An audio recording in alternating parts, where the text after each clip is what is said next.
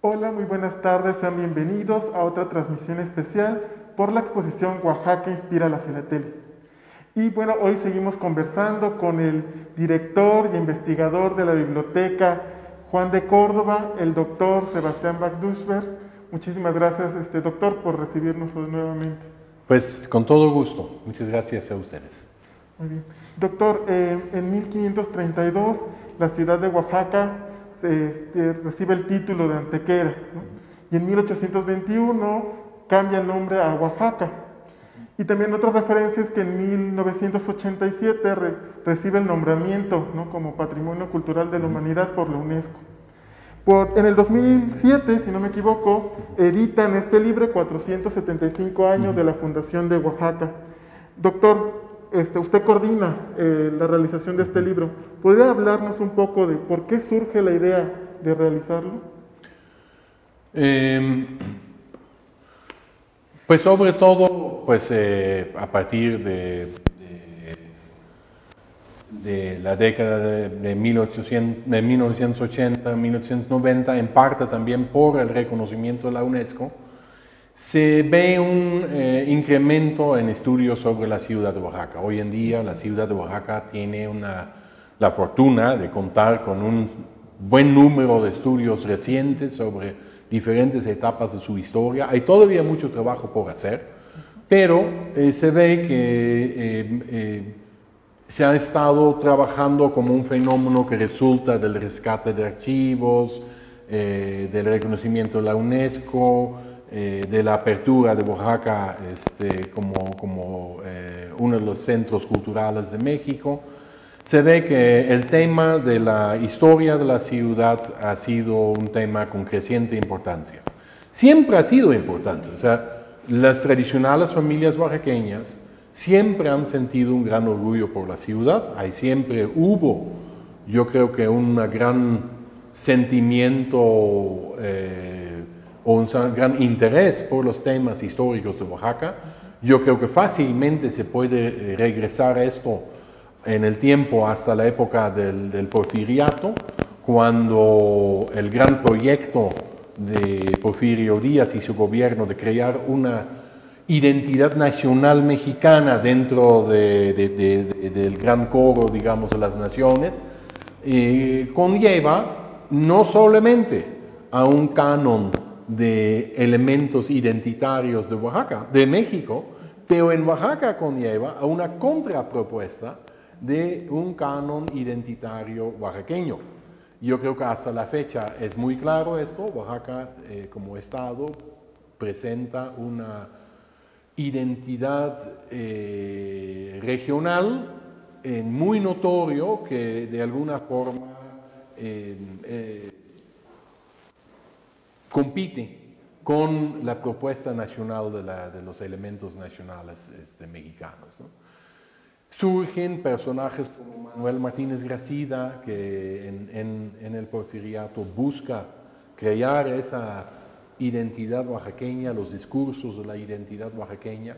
Parece que la Revolución Mexicana en realidad no le afecta demasiado, sí, al grupo de investigadores que estaban trabajando el tema, pero el nuevo grupo que entra después de la Revolución, Genaro Vázquez, Pedro Camacho, etcétera, digamos los fundadores del PRI en Oaxaca, son también costumbristas, o sea, igual publican, mientras que son políticos, publican también libros sobre tradiciones de Oaxaca, estudios de Oaxaca.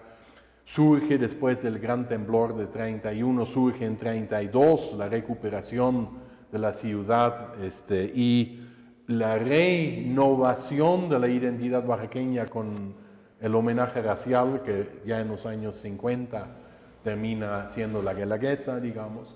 Digamos, desde el Porfiriato hasta la fecha, Oaxaca siempre ha tenido un interés natural en cuestiones de historia por definir estas mayoritariamente su identidad como región cultural.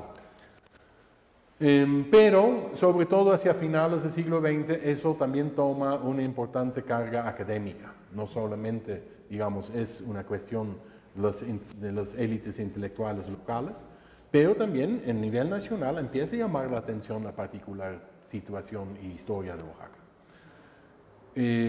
Por varios lados surge nueva información. Es también la época del gran rescate de bibliotecas y archivos en Oaxaca, ¿no? Una labor que sigue hasta la fecha, pero que en esa época, los 90, tomó mucho poder, también impulsado por el maestro Francisco Toledo, que siempre también gustó de ese tema. Y por lo tanto, pues llegamos a un momento en Oaxaca donde hubo una acumulación, digamos, de nuevos conocimientos al lado de los tradicionales. O sea, durante todo el siglo XX, pues hubo una gran cantidad de conocimientos tradicionales, autores locales que trabajaban ciertos temas, pero pues ya al inicio del siglo XXI, pues la acumulación de datos era enorme, el estudio de los códices, la arqueología, etcétera, pues, ¿no? Estudios de temas de la época colonial. Entonces, cuando llega ese momento, pensamos, y no fui yo solamente, sino un grupo de gentes, pensamos, bueno, pues yo creo que es tiempo para generar un resumen, qué es lo que sabemos sobre la ciudad de Oaxaca a lo largo del tiempo, y tratar de modernizar, incluir nuevas visiones y nuevos conocimientos de la ciudad, no repetir nada más los discursos tradicionalistas que acompañan a la Guelaguetza y las leyendas locales, pero ampliarlo a todo lo que pues, a lo largo de varias décadas se había estudiado sobre la ciudad en sus diferentes épocas. Y además llevarlo al presente, porque todo lo anterior siempre estaba separada, ¿no? O sea, o era la historia de Oaxaca, o era la contemporaneidad de Oaxaca. Y en ese libro tratamos de decir, pues no, la historia de Oaxaca es algo que se sigue haciendo, sobre todo si lo vemos desde el punto del desarrollo de la ciudad, ¿no? Empieza con la presencia del ser humano en la época prehispánica en los valles centrales y nos lleva a lo que hoy en día pasa en la ciudad. La ciudad nunca se termina, nunca se acaba, siempre se renueva, se resignifica, se daña, se repara. Es un proceso eterno, pues, ¿no? De una ciudad viva. Y entonces también llegar hasta ese momento. Ese fue también uno de los objetivos de incluir una parte de la arquitectura del siglo XX, pues, que casi nunca se había tocado en realidad, pues, ¿no? Aunque el siglo XX vio un movimiento arquitectónico en Oaxaca muy llamativo, de cómo un grupo de oaxaqueños que habían salido a la Ciudad de México regresa y empieza a introducir una nueva arquitectura, del cual varios ejemplos no son tan memorables, pero por otro lado también hay otros que sí lo son, ¿no? Y que muchas veces no nos damos cuenta. O sea, los edificios que se construyeron para la central de abastos en ladrillo son bastante bonitos. No se ve hoy en día porque está cubierto de lonas y es un no sé qué. Pero cuando tú ves la foto del momento en que se acaba la obra de central de abastos, para ese momento era una gran obra arquitectónica, ¿no? El siglo XX también dejó sus marcas en la ciudad, no solamente es lo colonial o lo porfiriano, pues, ¿no? Entonces, la idea del libro es un poco dar un repasado por la historia de la ciudad, incorporando nuevos temas. Un tema que a mí personal siempre me gusta es que hoy en día sabemos muchísimo más de la historia prehispánica de esa parte de los valles centrales, lo que tradicionalmente se conocía como el conflicto entre mixtecos y zapotecos, que hoy en día sabemos que es mucho más complicado, pues, ¿no? Y sabemos muchísimo más, porque en los últimos años han salido nuevos documentos en el Archivo General de Indias en Sevilla y aquí mismo en los archivos de Oaxaca y a nivel nacional, etc. O sea, nuestro conocimiento ha avanzado muchísimo, ni hablar de la arqueología, o sea, hay mucho material y creo que de vez en cuando es necesario renovar, digamos, el discurso sobre la historia, ¿no? La desventaja era de que fue un momento, digamos, también político, porque la opción de hacer ese resumen estaba conectado con los 475 años de Oaxaca, además en un momento en que pues, el conflicto de 2006 justo había pasado, o sea, un momento muy complicado y por lo mismo incluso quizás más oportuno de hacer un recuento de cómo llegamos hasta acá, pues, ¿no? Pero los tiempos políticos sí se impusieron y tuvimos que hacerlo en muy poco tiempo, ¿no? Eran una carrera contra reloj. Doctor, el primero nos cuenta desde, como nos dice, una historia prehispánica, ¿no? Va evolucionando hasta la llegada de los españoles y varios elementos del siglo XVIII. Y vemos también ya los cambios que se presentan en la ciudad, ¿no? ¿Puede hablarnos un poco del primer volumen, ¿no? ¿Cómo va evolucionando esta parte? Pues un tema importante creo que fue justamente la primera parte donde tratamos de demostrar de que nuestro conocimiento sobre los antecedentes del título de la ciudad, porque finalmente el fenómeno o el evento, digamos, en que el rey de España pues, le da título de ciudad a Oaxaca, es más bien el resultado de un movimiento político, ¿no? Y eso ya se sabía desde hace tiempo, o sea, está la pugna entre Hernán Cortés y pues, la primera audiencia, quién iba a controlar y darle el título de ciudad a lo que en ese tiempo era realmente un pueblito, ¿no? Realmente un pequeño pueblito de algunas casas de adobe y teja y nada más. Pero sí definitivamente decide el pleito con Cortés porque a partir del título de la ciudad él ya no tiene opción, ¿no? Posteriormente todavía hay un intento por parte de su hijo en 1564, pero en realidad el título de la ciudad fue más bien un movimiento político para apartar a Cortés de sus reclamos sobre lo que era entonces, a partir de entonces la ciudad de Antequera, aunque pues hasta la fecha vivimos con las consecuencias de esa decisión, porque el marquesado alrededor se mantiene intacto. Y en gran medida define hasta ahorita la dificultad del municipio de Oaxaca de poder gestar una política metropolitana, digamos, porque muchas de las comunidades en el alrededor que eran independientes y lo son hasta la fecha. Solamente Xochimilco y el marquesado logran integrarse en la ciudad, pero en realidad hasta la fecha sigue siendo una ciudad rodeado por pueblos que tiene todavía en principio un régimen tradicional de la tenencia de la tierra, ¿no? En el primer libro tratamos sobre todo de mostrar los antecedentes, también cómo la llegada de los mexica a la ciudad, al pueblo de Oaxaca, en la época prehispánica, igual es un resultado de un conflicto existente entre linajes, no tanto entre zapotecos y mixtecos, entre linajes que están peleando por el control de la parte central de los valles, en que un linaje pues mejor decide, o una facción en el conflicto decide cambiar su sede a Tehuantepec, y otro que es respaldado, digamos, más bien por casas de la Mixteca, pero es difícil llamarlo mixteco porque ya esa nobleza ya tiene siglos de estarse intercasando. Entonces, ¿qué son? Pues en realidad es un conflicto político, no es un conflicto étnico, pues, ¿no? Entonces, esa facción se hace del poder, que es el de Cuilapan, y los aztecas aprovechan el conflicto para asentarse en las tierras de Cuilapan, pues, ¿no?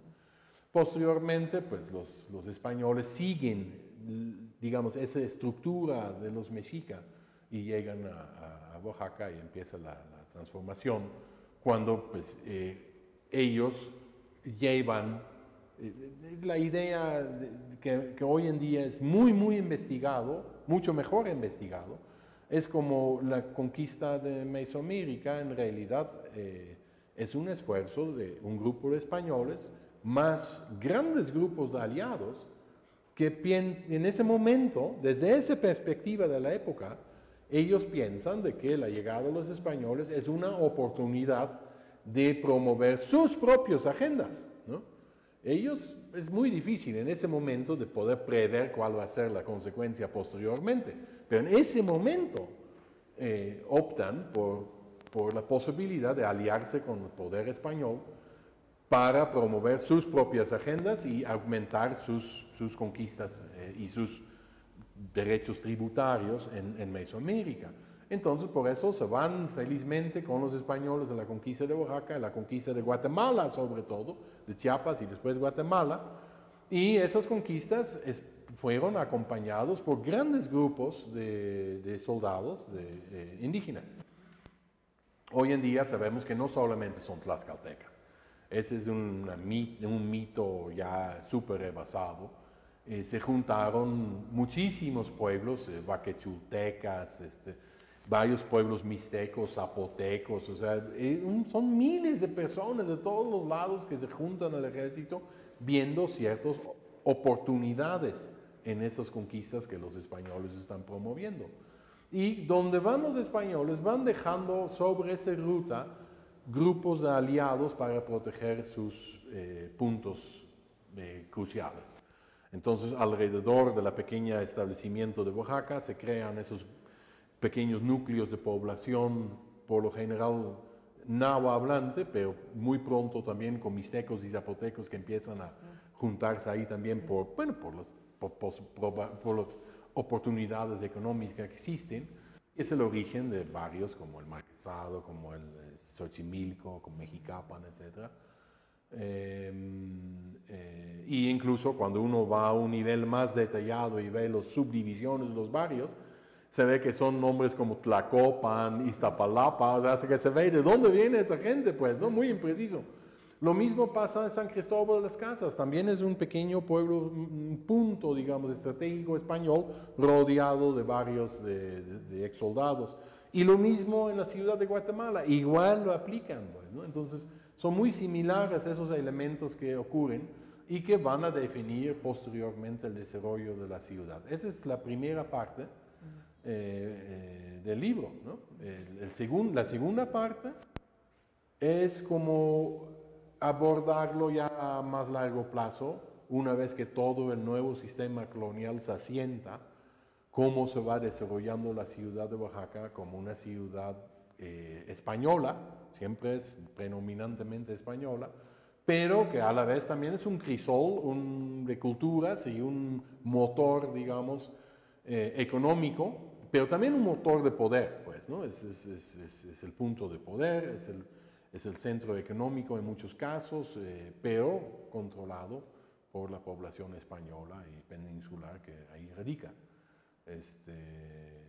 O sea, vamos profundizando a lo largo del tiempo la consolidación de la sociedad colonial y la muy compleja interacción que existe entre la ciudad española y las comunidades indígenas en su alrededor, que genera un dinamismo que es muy difícil de describir o simplificar en algunas palabras, ¿no? Hay beneficios mutuos, hay violencia, pero es un sistema sumamente complicado que permite a las dos de alguna forma subsistir. O sea, si el sistema no hubiera sido así, no hubiéramos tenido tantas comunidades indígenas realmente cerquísimas de la ciudad, ni hubiéramos sido una ciudad tan española en medio de un territorio básicamente indígena. O sea, los dos de alguna forma llegaron a una convivencia problemática, pero posible, ¿no? Y la segunda parte, doctor, ya nos habla un poquito más sobre la independencia, el porfiriato, la revolución, y como usted dice, llega a la actualidad. Sí. Me sorprende que las últimas hojas reflejan el conflicto que usted que nos decía, ¿no? Y justo por su colaboración y gracias a la mapoteca Manuel Orozco Iberra, tenemos esta ampliación del plano de 1848, donde ya vemos específicamente elementos, ¿no? Como el trazado, ciertas zonas, ciertos templos, ¿no? ¿Podría hablarnos un poco más sobre esta segunda parte? Sí, bueno, como dije antes, yo creo que el objetivo justamente es entender que la historia llega al presente, no cerrarlo en algún momento, pero mostrar de que es importante que entendamos de que la ciudad actual no está cortado o separado de su historia, no lo podemos estudiar como algo separado, como si no tuviera nada que ver con el presente. El presente es el resultado de ese pasado, ¿no? Y cuando hablamos de ese pasado, hablamos en relación a sus intereses en el presente.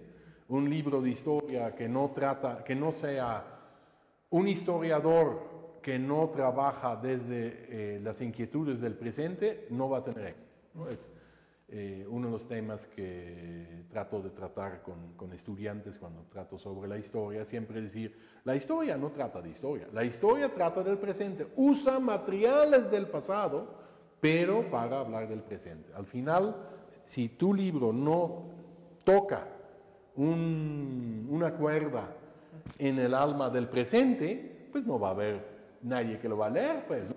Tiene que tener significado en el presente, no en el pasado, porque eso ya no existe. Tu material es del pasado, pero tu caja de resonancia es el presente. Y justamente había pasado, justamente el 2006, entonces decidimos, no, de alguna forma tiene que ser presente en el libro, ¿no? Además es necesario, porque si queremos, no podemos negarlo, no sería como falsificar. Sobre todo en esos años, yo creo que era necesario hacer justicia a la problemática que significaba, porque igual eso tiene sus raíces en la historia de la ciudad y su complejidad política, de la diversidad, etc. ¿no? Ahora sí, optamos por hacer usar muchas ilustraciones, y una de las ilustraciones que más fascinan es este mapa de 1848 que el ingeniero Zabalkansky hace para Juárez. Es un documento fantástico, fantástico por el enorme detalle que, o sea, realmente se ve que el ingeniero fue a recorrer todas las manzanas de la ciudad, porque además es bastante confiable. Entonces, es el sistema de fachada colapsada, entonces ves la cuadra y todas las fachadas simplemente están colapsadas hacia adentro, ¿no? Gráficamente es una maravilla, porque puedes realmente en gran detalle ver ciertos elementos del tejido, y es muy temprano, o sea, 1848, cuando Oaxaca es todavía una ciudad muy pequeña en realidad, muy pequeña. Si uno ve las fotos de Mahler en 75 y ves que así ves la iglesia de San Agustín y todavía ves Siete Príncipes y lo demás es campo, ¿no? O sea, ya ahí terminó la ciudad. Increíble, o sea, Santos de Gollado era la última calle de la ciudad, ¿no? Ahí después iba campos, ¿no? Y ese momento en que él registra la ciudad antes del porfiriato, o sea, realmente registra la ciudad Oaxaca como un resultado de ese proceso colonial, ¿no? Ya después el porfiriato viene a cambiar, es la primera gran renovación de Oaxaca, ¿no? Hoy en día muchísimas casas más bien son porfirianas. El corazón es colonial, pero la renovación, o sea, la ciudad fue renovada fuertemente. Y después ya viene el siglo XX, postrevolucionario, con la arquitectura moderna, contemporánea, de concreto, etc. Entonces, ese mapa es una foto en el tiempo muy interesante para poder entender cómo es la ciudad en este momento, a mediados del siglo XIX. Y afortunadamente en ese momento también teníamos acceso ya a dos colecciones de mapas que se consideraban, bueno, no se conocían, nadie se había preguntado. Por un lado, los mapas y dibujos del arquitecto Rodolfo Franco, y por otro lado, el del arquitecto Tort. Entonces, Francisco Tort. La importancia de esas dos colecciones es que Rodolfo Franco trabajó sobre todo para el gobierno, entonces los edificios públicos, el Teatro Macedonia Alcalá, la Alhóndiga, varios de los importantes edificios de aspecto porfiriato en la actualidad son creaciones de Franco. Pero Francisco Tort trabaja para el sector privado, entonces las fábricas, las casas del centro son obras de él. Y los dos se inspiran en esa arquitectura ecléctico, neonacionalista, porfiriana, afrancesada, para llamarlo así, que es una mezcla de todo, que es muy interesante porque en realidad deja intacto la planta de la casa colonial, simplemente es un programa de redecoración, o sea, convierten las casas antiguas en modernas, ¿no? Según la época, en ese estilo ecléctico inspirado en Francia, pero que tiene fuertes elementos nacionalistas. O sea, si vamos al pedestal de Juárez en el Llano o otros edificios, podemos ver que incluye no solamente referencias a la arquitectura ecléctico del siglo XIX europeo, pero también recuperación de elementos de la arquitectura prehispánica, de grecas, etcétera, igual, pues, ¿no? Entonces, en ese gran momento en que Oaxaca se renueva en el Porfiriato, teníamos esas otras dos colecciones de dibujos. Entonces, este mapa como un toma fotográfica de 1848, más las dos colecciones, uno que está por lo mismo en el gobierno, en el Archivo General del Estado, porque trabajaba para el Estado, y el otro que estaba hasta recién en manos de la familia, porque trabajaba para el sector privado. La fábrica de San Agustín es obra de Tort, por ejemplo, ¿no? Entonces, reconocemos que los grandes edificios, casi todas las importantes obras del Porfiriato en Oaxaca, eran de uno o de otro, ¿no? Si eran públicos, eran de Franco; si eran privados, eran de Tort. Teníamos en ese momento descubierto las dos colecciones, por eso también pudimos ilustrar ricamente esa transformación de Oaxaca como antes no se había podido ilustrar, pues, ¿no? Y decimos, bueno, pues entonces mejor seguimos con la arquitectura post-revolucionario, cuando llega el concreto y la arquitectura moderna desde la Ciudad de México, con los nuevos proyectos, digamos, y bueno, pues hasta donde estamos ahorita, ¿no? Que yo creo que una gran aportación también del movimiento cultural que empezó muy fuerte en la década de 1980 con el maestro Toledo, pero también después con otros actores, ha hecho de que también las propuestas de arquitectura contemporánea en Oaxaca han subido de una calidad muy importante, ¿no? En un momento se llegó a casi un efecto constrictor con los reglamentos de Lina de que todo estaba bien, mientras que imitabas la arquitectura colonial en cemento, ¿no? Que eso yo creo que fue una propuesta necesaria, pero extremadamente pobre en el momento. Cantidades de casas que se ve que son imitaciones en cemento de propuestas coloniales, y bueno, en realidad su aporte es cero, pues, ¿no? Pero últimamente pues hay todo un grupo de arquitectos que tienen propuestas, yo creo que importantes. También la calidad en la restauración de los edificios ha mejorado muchísimo a partir de primeros trabajos de Toledo y después otras escuelas, lo que significó la restauración de Santo Domingo, por ejemplo, para el quehacer de restauración en Oaxaca fue muy importante. Ahorita hay varios actores, el INA también se profesionalizó mucho en ese sentido. Hasta ahorita el gobierno del Estado entró en acción con el IMPAC y antes la COPAI. Pues se ve que se ha profesionalizado ese tema y que bueno, porque fue necesario, ¿no?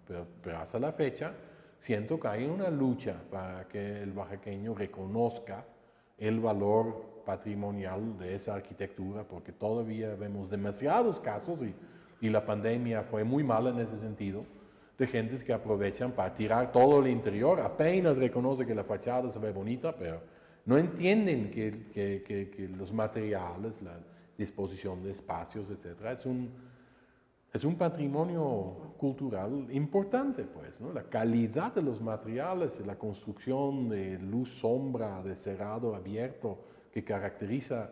La casa de Oaxaca no se caracteriza por frivolidades como grandes relieves de yeso o lo que sea. Se caracteriza por el uso honesto de materiales naturales de muy buena calidad. Piedra, madera, cal, pues, ¿no? Adobe, tierra. Y generando sobre todo macizos y abiertos, sombras y luz de manera muy productiva, o sea, muy vivible, de muy alta calidad. El juego de espacios en la casa oaxaqueña tradicional es por lo general muy bien logrado. Y eso es algo que hay que también proteger, ¿no? O sea, claro que es diferente, pero hay demasiada gente que piensa, yo rehago ese muro en concreto, pero pues ya no es lo mismo, ¿no? En una casa antigua hay que respetar también la calidad de los materiales tradicionales y ser muy claro en qué es tu aportación contemporánea. Mostrar los dos.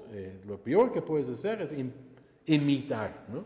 Imitar lo viejo mediante el concreto es horrible. Es horrible porque no también es ni uno ni otro, ¿no? Ni es antiguo, ni es moderno tampoco. O sea, ya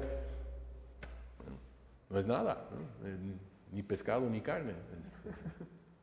Bueno, y doctor, bueno, para ir concluyendo, no cabe duda que este libro se ha convertido en un referente para conocer la evolución de la ciudad de Oaxaca. Pues pronto, en unos años, cumplirá 500 años. ¿Hay un proyecto para seguir como evolucionar este libro, otro tomo, otro...? Pues no, pero lo que sí se ha visto es que en diferentes ocasiones se retomó la idea, porque ya van dos otros libros que se hicieron, también en 2 tomos, para ese mismo efecto, digamos, de celebrar ciertos momentos.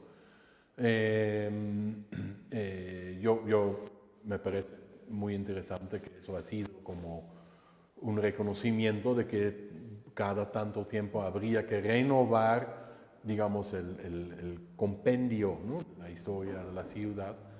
Yo también creo que en algún momento habría que cuestionar si 1532 realmente es tan importante. Es una carga simbólica, ¿no? Es sobre todo ese punto, para tener algún referente. Ahora, el municipio recién en mayo hizo una contrapropuesta que creo que fue muy desafortunado porque le faltó todo rigor académico a la propuesta. Pero igual, últimamente, por ejemplo, para dar un ejemplo, los últimos 10 años han visto un avance en nuestro conocimiento del subsuelo de Oaxaca en cuanto a la temprana ocupación de la ciudad, muy importante, ¿no? Antes de 2011 se pensaba que debajo de la ciudad de Oaxaca no había evidencia arqueológica anterior a la ocupación mexica. Y hoy día sabemos que sí, antes hubo un hiato muy grande, pero en la época temprana de Montalbán y todavía los siglos anteriores, hubo una ocupación importante debajo de la ciudad de Oaxaca. No hay continuidad, o sea, es ridículo decir que ese es el inicio de la ciudad de Oaxaca porque no lo es. Por ejemplo, el título de la UNESCO, que es Ciudad de Oaxaca con Montalbán, que siempre ha sido algo raro porque hoy estamos hablando de 2 cosas bien distintas, pero la presencia digamos, una presencia de la población zapoteca debajo de la ciudad de Oaxaca anterior a Montalbán, de alguna forma empieza a conectar esos temas, ¿no? Los avances que hay cada vez más en la restauración de edificios, en la arqueología, en el estudio de documentos históricos, etc., hacen necesario cada vez, cada tanto tiempo renovar nuestra idea y modernizarla. Pero quizás más importante de todo es que tradicionalmente la historia de la ciudad de Oaxaca ha sido una historia visto desde las familias españolas de Oaxaca. Ese yo creo que fue también uno de los más débiles aportaciones de la propuesta del municipio en mayo, cuando dicen, nuestra propuesta de reconocerlo como tan antiguo tiene que ver con reconocer a las comunidades indígenas. Pues, ¿por qué no los preguntaste? O sea, los reconozco, pero no los involucro. Ese siempre es el tema, digamos, el discurso que habla de nuestras comunidades indígenas. No son nuestras comunidades indígenas, son comunidades que están ahí y no pertenecen a ninguna ciudad o ninguna cúpula de poder, al contrario, pues, ¿no? Entonces yo creo que una de las más interesantes cosas que yo veo para el futuro es un cambio paradigmático en la visión de la ciudad de Oaxaca, de que ya no es o ya no va a ser una historia escrita por las familias oaxaqueñas o académicos privilegiados como yo soy uno de ellos, lo reconozco ampliamente, pero que vamos a ver cada vez más la voz de nuevos o jóvenes académicos indígenas. Muchísimas gracias, doctor, por habernos acompañado el día de hoy. Pues gracias. Sabemos que siempre podemos confiar con usted. Pues muchísimas gracias.